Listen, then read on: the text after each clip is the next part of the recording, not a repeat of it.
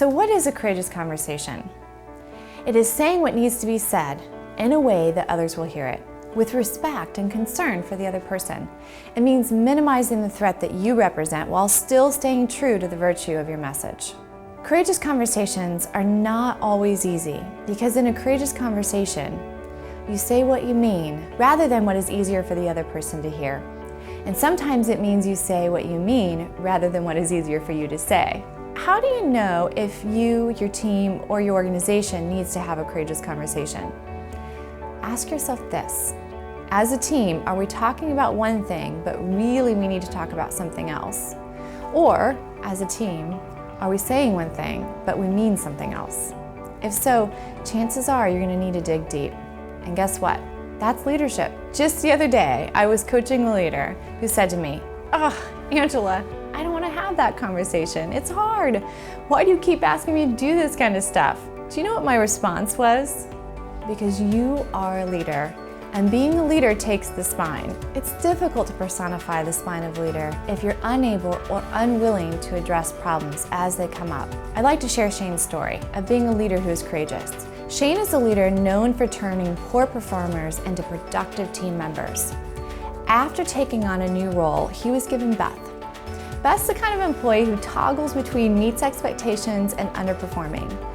Every time Shane thinks she's starting to turn a corner, he'll get feedback from a peer or a customer that Beth has disappointed them again. Shane is not only a creative problem solver, but also kind-hearted and emotionally intelligent leader. He's isolated her from large tasks assigned to her role and has changed the scope and the environment in which she operates so that he can mitigate her ineffectiveness and continue to develop her efforts. But all of this has fallen short of any real tangible results.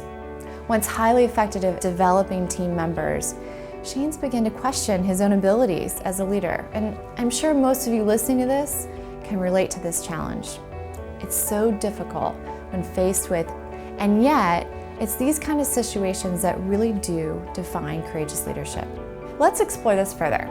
When I asked Shane to tell me about how Beth came to his team, he told me that his boss had asked him to rehabilitate her because he himself had failed to get the results and he was confident that Shane would have a different outcome. When I asked Shane's boss about how Beth had come to his team originally, he said that his boss, the CFO, had requested that he bring her on his team because he was having a problem with her and was hoping that he would have a better results. It seems that Beth not only toggles well, but she's also masterful at dancing from one team to another.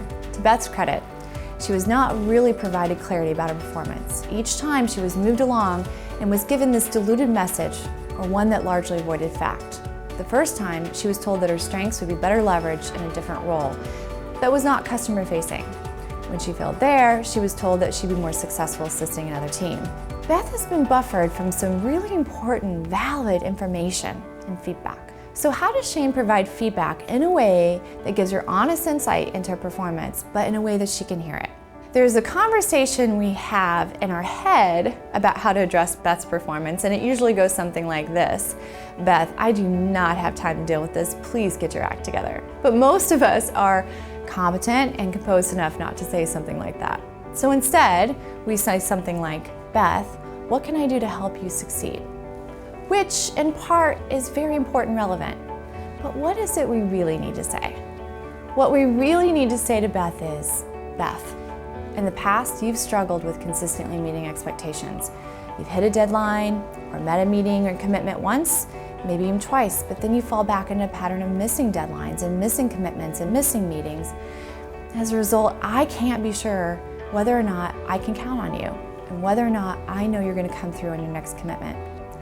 Others who are interdependent on you to deliver, they also feel the same way. They share similar feedback about being disappointed in this pattern. This has got to stop. Help me understand how you see it." Shane and Beth's situation is hardly unique. The most difficult feedback to give is usually the most necessary to hear, and it largely goes undelivered. This is what I call the conversation trifecta. The skills needed to have the conversation are usually the most underdeveloped. Leaders responsible for delivering the feedback lack the willingness or motivation to do it, and the environment around them in the organization unknowingly promotes the path of avoidance and dilution. as we've seen in Shane and Beth's story. So let's review our key takeaways from today when it comes to courageous conversations. Say what needs to be said in a way that others will hear it. Say what you mean rather than what is easier for the other person to hear. Say what you mean rather than what is easier for you to say.